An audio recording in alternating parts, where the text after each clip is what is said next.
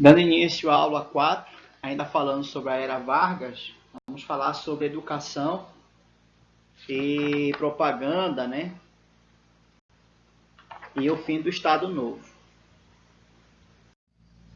Então nós temos aí a educação e propaganda.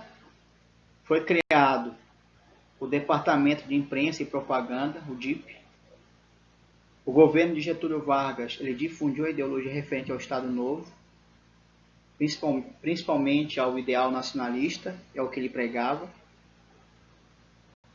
O DIP, ele também intervinha na produção musical, incentivando as canções que exaltavam o trabalho e combatiam a boemia.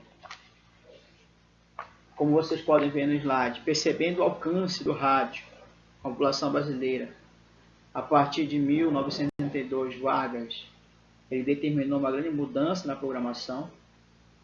Antes desse período, os rádios só tocavam canções.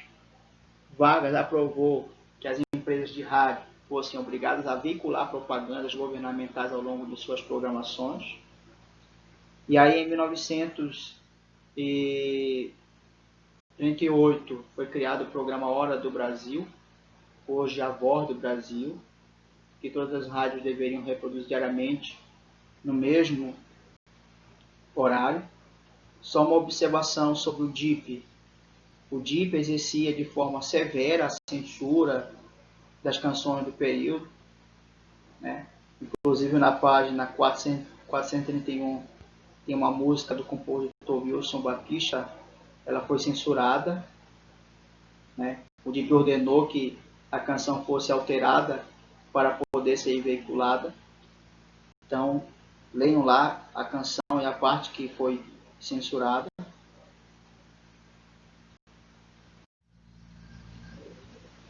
Outro gênero que surgiu no rádio a partir de 1932 e ganhou grande notoriedade, grande reconhecimento a partir de 1935 foi o rádio jornalismo. A Rádio Jornal do Brasil foi a primeira rádio brasileira a ter como principal conteúdo a notícia. Porém, foi em 1941, com o repórter Heron Domingues, da Rádio Nacional, o primeiro marco desse gênero radiofônico. A audiência do programa foi grande durante todo o período em que esteve no ar, divulgando informações do Brasil e do mundo, até 1968. Assim como a rádio, a educação também foi alvo de reorganização. Francisco Campos, à frente do Ministério da Educação e Saúde, em 1930 promoveu uma série de mudanças na organização do currículo das escolas.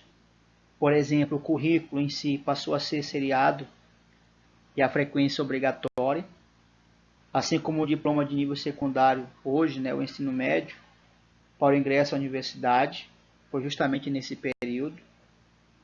Também houve grande incentivo ao ensino profissionalizante, né, que hoje nós chamamos de ensino técnico, né. No nível superior procurou-se construir universidades em vez de escolas de nível superior. Outras medidas tomadas pelo Ministério da Educação durante o Estado Novo, consideradas grandes conquistas até hoje, por exemplo, foi a criação do Serviço do Patrimônio Histórico e Artístico Nacional, que tinha como objetivo representar a identidade nacional e a memória da nação, e o Instituto do Livro, criado para expandir o número de bibliotecas do Brasil. Projeto de Educação Feminina e a Mulher no Estado Novo.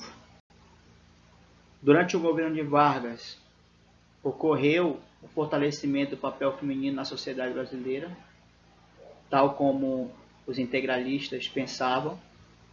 A proposta educacional de Gustavo Capanema, então representante do Ministério da Educação, apresentava a ideia de um novo Plano Nacional de Educação, que circulou entre os governantes desde a Constituição de 1934.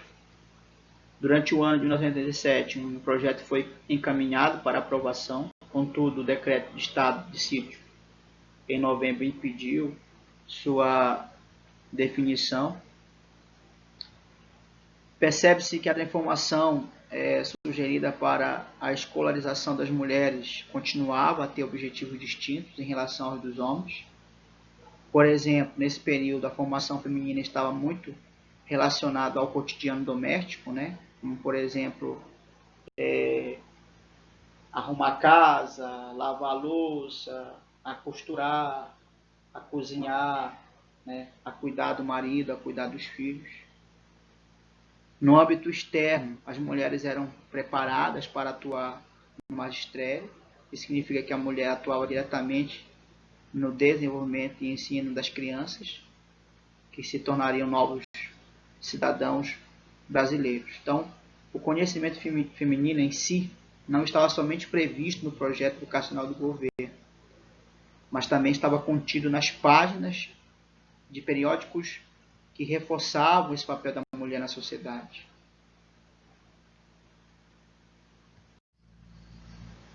E aí nós temos o fim do Estado Novo. A ação do governo varguista de entrar na Segunda Guerra Mundial em 1942 para combater regimes nazifascistas não condizia com o governo, que em linhas gerais apresentava mais características totalitaristas do que democráticas.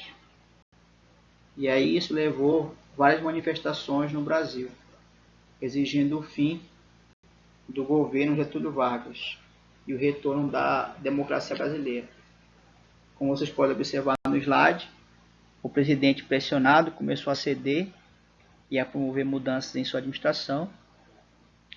Em 1945, após lutar ao lado da União Soviética, Vargas anunciou anistia a presos políticos, como Luiz Carlos Prestes, e determinou o fechamento do DIP. Porém, o mais importante foi a divulgação da data de novas eleições, 2 de dezembro de 1945.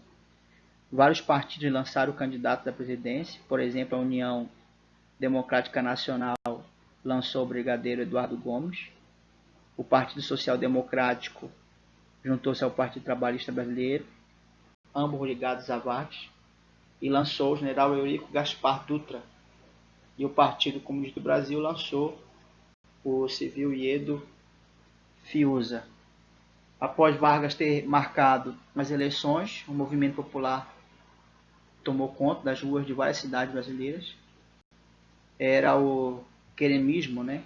O queremismo era um movimento ligado aos apoiadores de Vargas, que exigiam sua permanência no poder. No entanto, de alguma forma, esse movimento fortaleceu a UDN, que tinha relações mais estreitas com o militarismo brasileiro. E aí, em outubro de 1945, Getúlio Vargas foi forçado pelos militares a renunciar. O poder ficou provisoriamente com o presidente do Supremo Tribunal Federal, Jorge Linhares, até as eleições. E, após a leitura da unidade 2, façam as atividades da página 434 e 435, a tarefa da página 435, 36 e 437 e o Max Desafio da página 438 e 439. Qualquer dúvida, eu vou estar aguardando vocês no privado, tá bom?